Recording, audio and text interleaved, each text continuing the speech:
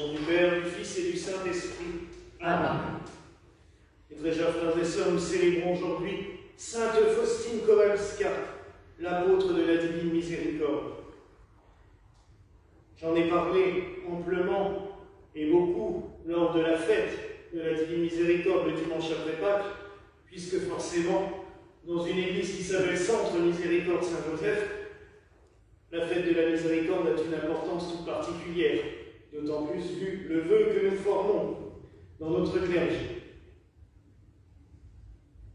Sainte Faustine est née à la fin du XIXe siècle dans une famille pauvre qui fait qu'elle va commencer très tôt à travailler au service de familles un peu plus aisées comme domestiques.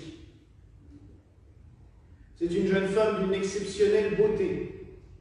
Tous les témoignages de l'époque nous le disent. Très tôt attirée par le Seigneur et par la vie religieuse, elle va repousser à plusieurs reprises du fait tout simplement de sa position sociale et du fait qu'elle doit travailler. Un soir, dans un bal, comme toutes les jeunes filles de son âge, elle va danser.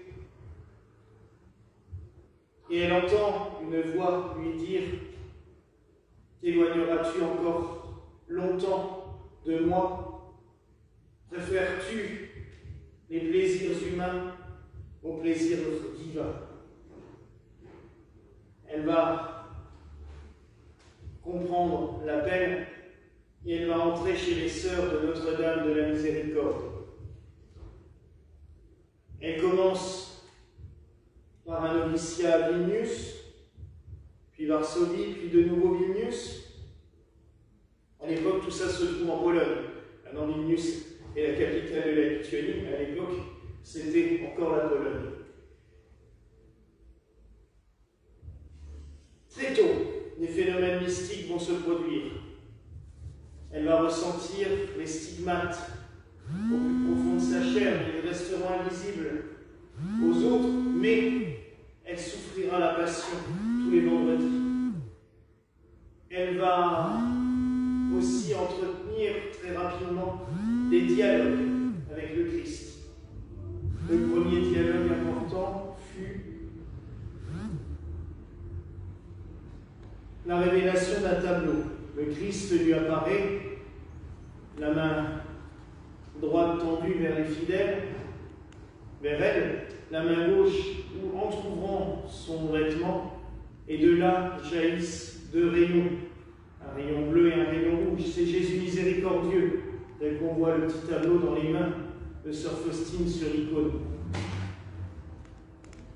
Ce tableau, maintenant, est archi connu, on le trouve partout, représenté dans le monde entier. Mais à son époque, et encore plus après sa mort, il va être totalement rejeté par les autorités ecclésiastiques. Le Christ va lui demander que le dimanche soit consacré, le dimanche après Pâques soit consacré justement à cette miséricorde divine, puisque c'est le jour où le Christ, dans l'Évangile, apparaît à ses disciples, il parle à Thomas, il montre son côté. C'est aussi ce dimanche-là où il va donner aux prêtres le pouvoir de remettre les péchés. Très important, de lier, de délier. C'est merveilleux. De faire miséricorde aux autres, tout simplement. Il va lui demander que le vendredi, tous les jours à 15h, et spécialement le vendredi, on fasse mémoire de sa passion, ce qu'il appelle l'heure de la miséricorde. C'est pour cela que le vendredi après-midi à 15h, nous sonnons la cloche Saint-Joseph, le glas sonne 33 coups, en rappel de la passion du Christ, et de cette heure justement où il nous a obtenu la miséricorde divine. Je dirais même où il nous a obtenu le grand pardon, mais je reviendrai là-dessus tout à l'heure. Il lui a demandé la prière d'un chapelet spécial, le chapelet de la miséricorde, que nous disons aussi le vendredi saint au matin auprès du reposoir. Toutes ces dévotions qui maintenant, dans les églises, semblent tout à fait logiques. Et comme je le disais, il a fallu passer par des persécutions énormes. Les sœurs qui l'accompagnaient ont compris, elles l'ont cru tout au long de sa vie. Son confesseur, le père Michel Sopoco, aussi a compris, il l'a soutenu. Mais tout de suite après sa mort, à l'âge symbolique de 33 ans, sœur Faustine, ayant vécu la Passion toute sa vie, est morte à l'âge de 33 ans. Tout de suite après sa mort, les autorités vont commencer à interdire de parler de cela. Le père Sopoco va publier le journal intime de sœur Faustine où elle raconte tout ce qu'elle a vécu et on va dire non, il ne faut pas le lire, c'est pas bon, c'est interdit. Après la guerre, ça sera même encore pire, on interdira de diffuser l'image du tableau de Jésus miséricordieux. Le tableau sera même perdu, le tableau original, puisque entre-temps, Vilnius est passé du côté communiste. Le tableau sera perdu, il sera retrouvé des années plus tard. On interdira la diffusion de l'image, on interdira la diffusion des prières, on interdira même aux prêtres de mentionner le nom de sœur Faustine. Mais comme le Seigneur, je l'avais expliqué pour la fête de la Divine Miséricorde, le Seigneur est quelqu'un de taquin, et je dirais même que quand il a décidé quelque chose, ça arrive toujours quand il faut. Avant de mourir, le père Michel Sopoco, dans les années 70, oui c'était encore 70, a eu le temps de se confier à un archevêque de Cracovie, puisque sœur Faustine a fini ses jours à Cracovie, là où se trouve maintenant le grand sanctuaire de la Miséricorde, et il a pu se confier, le père Michel Sopoco, au cardinal archevêque de Cracovie. Le cardinal s'appelait Karol Wojtyła, en polonais. Et la Providence a voulu que ce cardinal soit élu pape en 1978.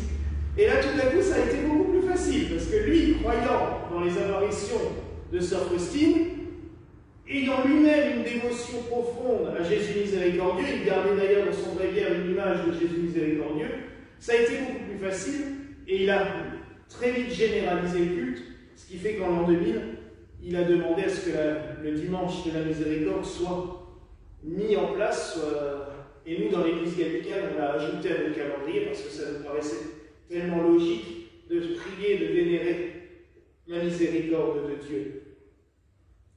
Petit clin d'œil du ciel, je vous l'ai déjà dit pour beaucoup de saints, Jean-Paul II est mort lors de la vigile du dimanche de la miséricorde. Le Seigneur l'a remercié pour ce qu'il avait fait en lui accordant cette grâce. Mais nous l'avons déjà vu souvent dans la vie des saints que le Seigneur nous aide à mourir le jour d'une fête qui est très proche de notre propre dévotion. La miséricorde de Dieu, qu'est-ce que c'est? Parce que c'est bien beau de fêter l'apôtre de la miséricorde, mais c'est tout simplement un amour immodéré de Dieu pour nous, au point qu'il est là en permanence pour tout. Il veille à ce que nous ayons toujours de quoi vivre, de quoi manger. Il nous éduque, il nous enseigne, il nous pardonne. Aujourd'hui, nos frères juifs célèbrent le grand pardon. À l'heure même, ils ont commencé le dernier office du jour. C'est une fête importante chez eux et qui est très rude. Ils n'ont rien mangé depuis hier soir 18h et ils remangeront ce soir à 20h seulement. Ni bu, pas une goutte d'eau.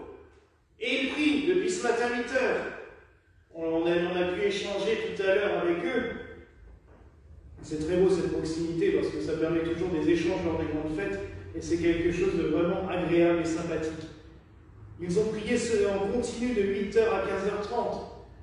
Là, de 18h à 20h, ils recommencent le dernier office où il y a ces chants merveilleux, notamment le col livré, où tous les vœux par lesquels ils se sont liés, pas vis-à-vis de quelqu'un d'autre, mais eux-mêmes. Vous savez, toute l'année, on se dit, oui, il faut que je fasse ça, il faut que je fasse ça. On s'entortille dans des liens terribles.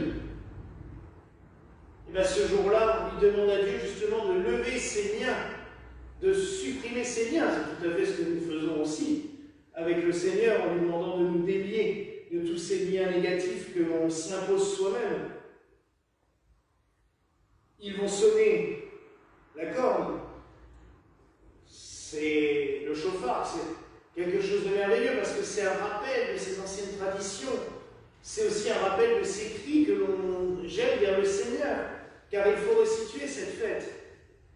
La fête du Grand Pardon provient de la fuite, pas la fuite en Égypte, de la traversée de Moïse et des Hébreux de l'Égypte pour rejoindre la terre promise.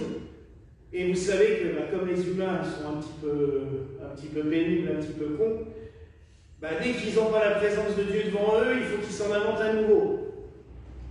Et le temps où Moïse était monté sur le Sinaï pour recevoir la parole divine, les 10 commandements, le peuple s'est construit une idole, un veau d'or. Donc Moïse est redescendu, il voit ça. Et comme il était un peu colérique, il a pris les tables de la loi et les a prises en morceaux. Mais après, il s'est dit, je ne peux pas laisser mon peuple comme ça. Et il est remonté sur le Sinaï. Et pendant 2 fois 40 jours, il a supplié le Seigneur d'accorder son pardon.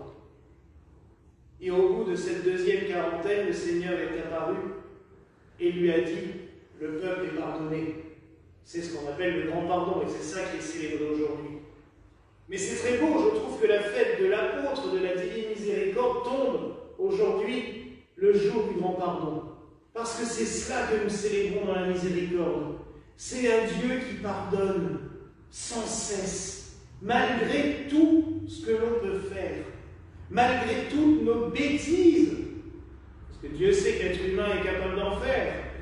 On a une imagination prolifique pour faire des conneries.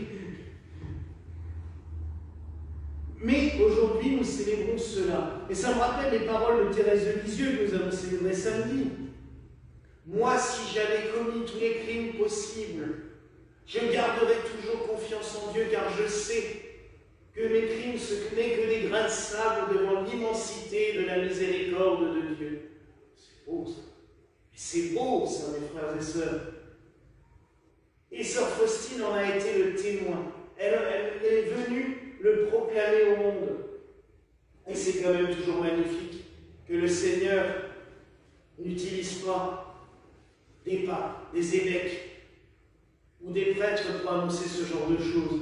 Mais il prend toujours la plus humble personne, soit les petits-enfants dans certaines apparitions, soit la plus humble des religieuses enfermées dans son couvent, qui fait les corvées de balayage, de nettoyage, ou que sais-je, de lessive. Il passe par les plus pauvres et les plus humbles pour nous donner les plus belles paroles et nous révéler. Il ne nous a rien révélé de nouveau. Que certaines communautés chrétiennes disent « Oui, mais dans la tradition catholique et orthodoxe, vous en rajoutez toujours des nouvelles choses à chaque apparition. » Non. C'est tout simplement une mise en perspective par rapport à notre monde. Il y a 2000 ans, nous n'étions peut-être pas capables de comprendre tout cela. Et le Christ nous dit à plusieurs choses, certaines choses vous seront révélées quand vous serez aptes à les comprendre. Ce qui est écrit dans les paraboles, vous n'êtes pas aptes à le comprendre maintenant, vous le comprendrez plus tard. Et c'est cela. À un moment donné dans l'existence humaine, dans l'évolution du monde, Dieu vient nous réexpliquer ce qui était dans les évangiles et nous les mettre à notre portée avec nos capacités de comprendre maintenant, tels que nous sommes. Et sœur Faustine a été cet instrument. Alors mes frères et sœurs, en ce jour de cette fête, demandons au Seigneur de nous envoyer tout plein d'apôtres de la miséricorde dans le monde, pour nous la faire connaître, nous la faire comprendre, mais nous la faire ressentir aussi. Car c'est bien beau de parler de la miséricorde de Dieu du matin au soir si on n'applique pas, si on ne la donne pas aux autres. Et demandons aussi au Seigneur de pouvoir toujours bénéficier de sa miséricorde, quoi que l'on fasse, dans quelque difficulté que l'on soit, qu'il soit toujours présent, directement ou par des moyens détournés, mais que nous puissions toujours ressentir et bénéficier de sa sainte et divine miséricorde. Voilà la grâce que je nous souhaite au nom du Père, du Fils et du Saint-Esprit. Amen.